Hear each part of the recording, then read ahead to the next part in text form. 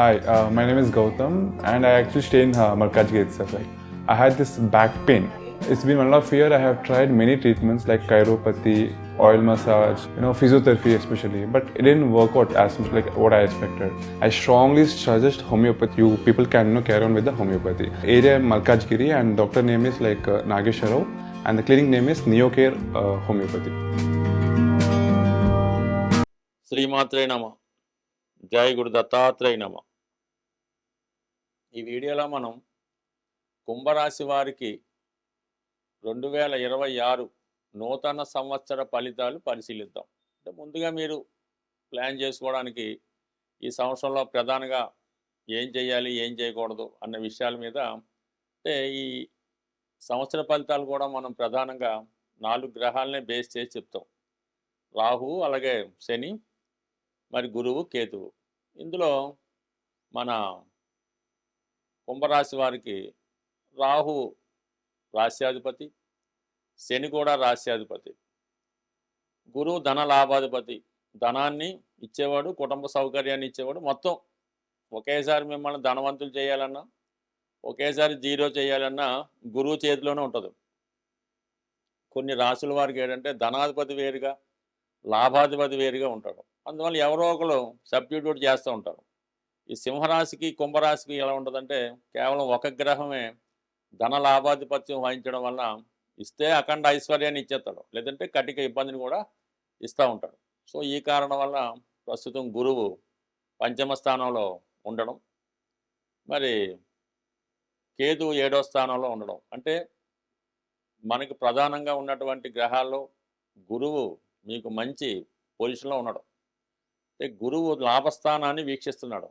ఎక్కడి నుంచి? 5వ స్థానం నుంచి. అయితే మీ యొక్క విద్వత్తుతో, మీలో ఉన్నటువంటి టాలెంటు, తెలివితేటలు, గతంలో మీరు ఎవరినైతే చేరదీసి పెంచి పోషించారో ఇటువంటి మీకున్నటువంటి విద్యలు ఏదన్నా వాటి ద్వారా ఈ సంవత్సరం ఇంచుమించుగా జూన్ 1వ తారీఖు వరకు ఎక్కువ రాబడి రావడం జరుగుతూ ఉంటుంది. అంటే మీలో ఏదో మీరు ఒక రైటర్గా ఉన్నా, ఒక మ్యూజిక్ డైరెక్టర్గా ఉన్నా, మీ దగ్గర ఏదైనా ప్రాజెక్ట్ ఉంటుంది, లేదంటే ఒక కథ రాశారు, లేదంటే ఒక డాక్యుమెంట్ తయారు చేశారు, లేదంటే ఒక ప్రాజెక్ట్ రిపోర్ట్ మీ దగ్గర ఉంది.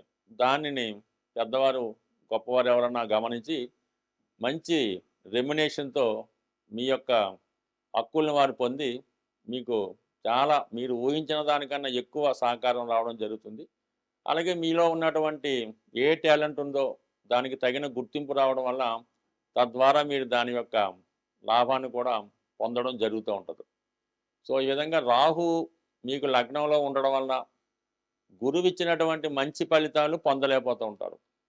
అయితే రాహు మిమ్మల్ని డైవర్ట్ చేస్తూ ఉంటాడు రాశిలో ఉండడం వల్ల. అంటే మనం కొన్ని సందర్భాల్లో అర్హత లేకుండా పెద్దగా అర్హతగా ఉన్నట్టు యాక్ట్ చేయడం, అలాగే ఎదటి వాళ్ళని చిన్నబుచ్చడం, వారిని తక్కువ అంచనా వేయడం, ఇవి జరుగుతూ ఉంటాయి.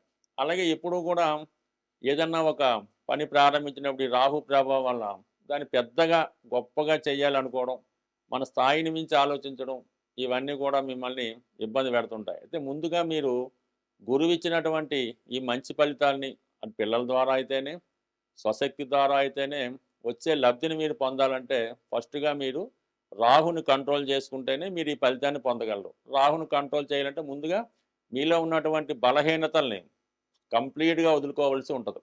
అంటే ఏదైతే మనిషికి వీక్నెస్ ఉంటాయో ఆ వీక్నెస్ని సంపూర్ణంగా వదులుకొని, అలాగే సంపూర్ణంగా భగవంతుడి మీద విశ్వాసంతో, అంటే భగవంతుడి మీద అవ్వచ్చు, మీరు ఎవరికి నమ్మకం ఉంటే వారి మీద నమ్మకంతో కంప్లీట్గా ఒక సాత్వికమైన జీవితాన్ని మీరు గడుపుతూ ఉండాలి. అంటే ఎటువంటి ప్రలోభాలకి లొంగడం కానీ, ఎటువంటి ఇతర మత్తు పదార్థాలు అవ్వచ్చు, మగువ అవ్వచ్చు, ఏ వ్యసనానికి లోను కాకుండా కంప్లీట్గా జీరోగా ఒక ఖాళీ హృదయంతో, ఒక ఖాళీ గ్లాస్ లాగా మీరుంటే మీ యొక్క పాత్రలో గురువు అమృతం నింపడం జరుగుతూ ఉంటుంది. అదే మీ దగ్గర ఉన్నటువంటి పాత్రలో విషం నింపుకుంటే, మీరంటే ఈ చెడు వ్యసనాలు లాంటి విషం నింపుకుంటే మీకు ఎంత అమృతం గురువు ఇచ్చినా కూడా అది పాయిజన్గా మారి మీ జీవితాన్ని నాశనం చేయడం జరుగుతుంటుంది. కాబట్టి ముందుగా మీరు ప్యూరిఫై చేసుకొని చాలా ప్రశాంతంగా, ఎటువంటి కల్మషం లేకుండా, ఎటువంటి బలహీనత లేకుండా ఉంటే కంప్లీట్గా ఈ సంవత్సరంలో మీకున్నటువంటి అన్ని సమస్యలు సాల్వ్ అవుతాయి.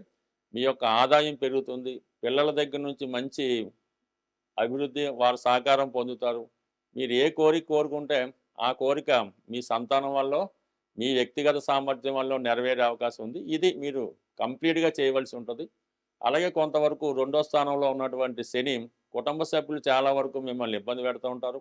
మీరు ఎంత ధనం సంపాదించినా అది కుటుంబ అవసరాలకి, కుటుంబంలో ఉన్నటువంటి వ్యక్తుల్ని సంతృప్తి పరచలేకపోతూ ఉంటది.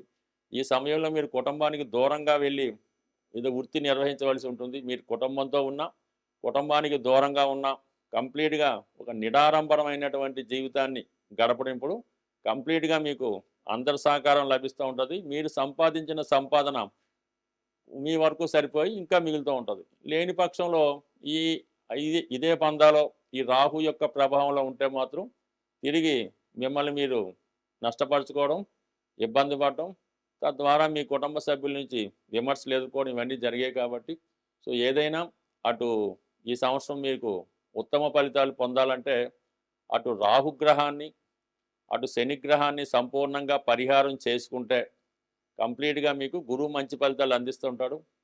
జూన్ 1 వరకు 5వ స్థానంలోను, దాని తర్వాత ఉచ్చ స్థానంలోకి రావడం వల్ల అంటే 6వ స్థానంలోకి రావడం వల్ల ధనాధిపతిగా 6వ స్థానం రావడం, ఉద్యోగపరంగా అభివృద్ధి, కొత్త ఉద్యోగ ప్రయత్నాలు ఫలిస్తాయి.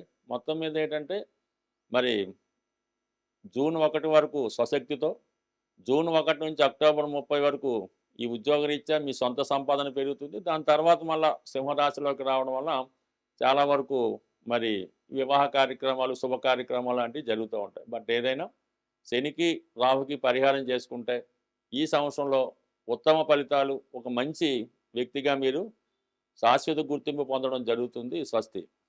శ్రీమాత్రే నమః. ముఖ్యంగా 2026 సంవత్సరంలో ఈ పరిహారాల విషయంలో ప్రధానంగా ఏంటంటే 2/6/26 కాబట్టి శని యొక్క ప్రభావం ఈ 2026 సంవత్సరంలో ఎక్కువగా ఉండడం జరుగుతూ ఉంటుంది. సో దానివల్ల మరి 2 చంద్రుడు, 6 శుక్రుడు కాబట్టి ఎక్కువగా ధన వ్యయం జరుగుతూ ఉంటుంది. ధనం నష్టపోవడం, మోసపోవడం ఇలాంటివి కూడా జరుగుతుంటాయి కాబట్టి ఆర్థిక విషయాల్లో చాలా జాగ్రత్తగా ఉండడం మంచిది.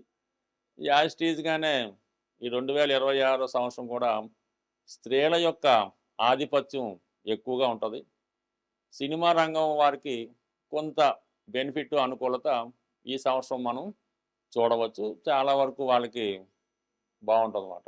అయితే ఈ పరిహారాల విషయంలో ముఖ్యంగా మనం ప్రతి వీడియోలో మీకు ఈ గ్రహాలకు సంబంధించిన పరిహారాలు చేసుకోమని చెప్పడం జరిగింది కదా ఈ 2026 వరకు. ఈ ప్రధానంగా శని గ్రహానికి రెమెడీ అయితే మాత్రం మీరు చదవగలిగితే మృత్యుంజయ మహామంత్రం వినగలిగితే చక్కగా శ్రద్ధగా విష్ణు సహస్రనామ వినడం వల్ల శని యొక్క ఫలితాలు కంప్లీట్‌గా జీరోకి రావడం జరుగుతుంది. అలాగే వీలైతే ఏదైనా ఒక శనివారం రోజు శివాలయంలో ఉన్నటువంటి నవగ్రహాల్లో శని భగవానుడికి తైలాభిషేకం చేయించుకోవడం, ఆ రోజంతా కూడా నియమంగా ఉండవలసి ఉంటుంది. ఎప్పుడైనా నవగ్రహాల్లో ఒక గ్రహానికి పూజా కార్యక్రమం చేస్తున్నప్పుడు ఆ ఒక్క గ్రహానికే మీరు పూజ చేసి మిగతా నవగ్రహాలని వదిలివేయడం జరుగుతుంటుంది. దానివలన మిగతా గ్రహాల యొక్క ఆగ్రహానికి గురవుతూ ఉంటారు.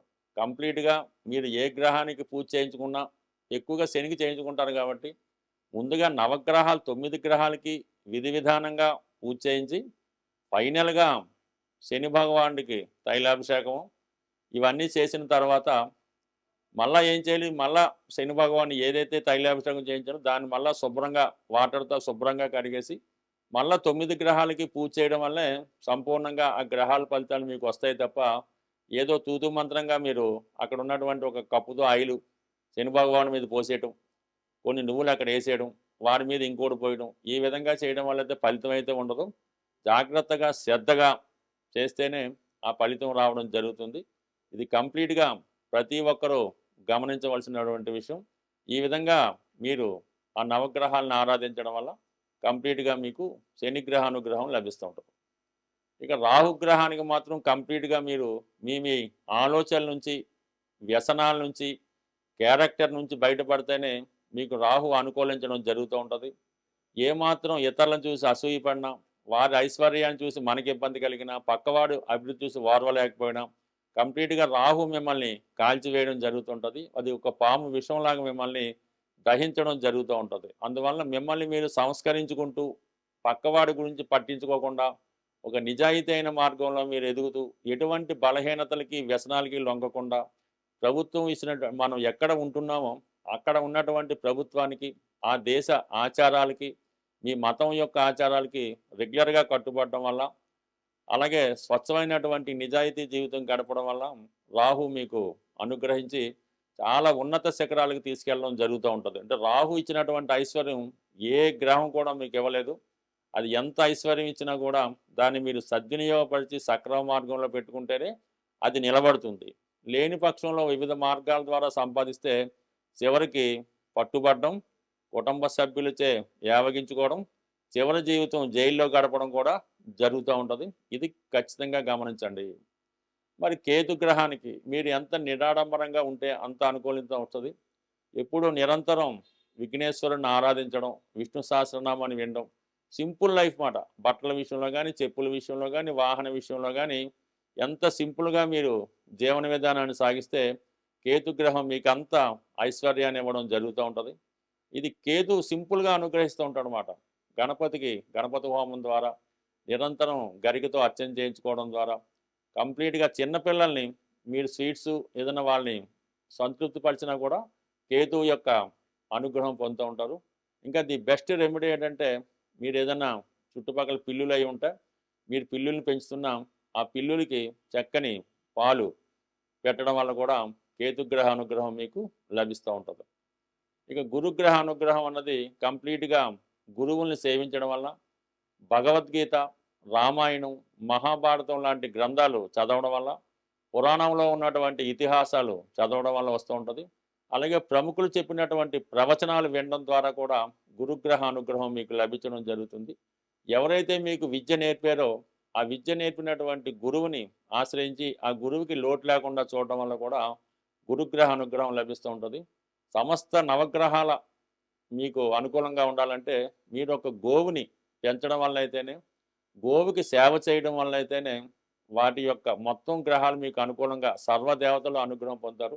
అంటే ఏదన్నా తూతు మంత్రంగా ఏదో గోశాలకు వెళ్ళి ఒక అరటిపండు పెట్టో, ఏదైనా కొన్ని అటుకులు పెట్టి అలా కాకుండా మీరు ఆ గోశాలలో ఉంటే కంప్లీట్గా మార్నింగ్ వెళ్ళి శుభ్రంగా ఆ గోశాలని క్లీన్ చేసి, అవసరమైతే గోవులకి స్నానం చేయించి, వాటి యొక్క గంగడోలు అది వేసి కొద్దిగా ఆవులకి దోమలై కొట్టకుండా శుచిగా శుభ్రంగా ఉండడం వల్ల ఆవులకి ఒక శుభ్రంగా పెద్ద ఫ్యాన్ ఏర్పాటు చేయడం, అవి పడుకోవడానికి ఒక బెడ్ లాగా ఏర్పాటు చేయడం, మొత్తం మీద ఏంటంటే మీరు మీ తల్లిగారిని ఏ విధంగా సేవిస్తారో, అంటే వాళ్ళు పెద్ద వయసులో ఉన్నప్పుడు ఏ విధంగా సేవిస్తారో అదే విధంగా మీరు ఒక గోవుని సేవించడం వల్ల మొత్తం మీ కుటుంబం, మీ వంశం కూడా తరించే అవకాశం ఉంటుంది. బట్ ఈ చిన్న ప్రయత్నం మీరు చేసి చూడండి.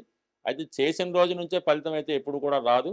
మీ యొక్క కర్మ ఫలితం పూర్తిగా పోయిన తర్వాత మాత్రమే ఏ ఫలితం అన్నా మీకు రావడం జరుగుతుంది. కాబట్టి ముందుగా మన జాతకంలో మనం ఏ గ్రహం వల్ల ఇబ్బంది పడుతున్నాం, ఏ దోషం మనల్ని ఇబ్బంది పెడుతుంది, పితృదోషం ఉందా, మాతృదోషం ఉందా, ఆ దోషాన్ని గమనించి ఆ దోషాన్ని మనం పరిష్కరించుకుంటే ఇప్పుడు మనం చేస్తున్నటువంటి పుణ్యకర్మలు ఈ జన్మలోనే మనం అనుభవించడం జరుగుతూ ఉంటుంది. లేని పక్షంలో ఇవన్నీ కూడా వచ్చే జన్మకి ట్రాన్స్ఫర్ అయ్యి వచ్చే జన్మకైనా మంచి జీవనం గడిపే అవకాశం ఉంటుంది.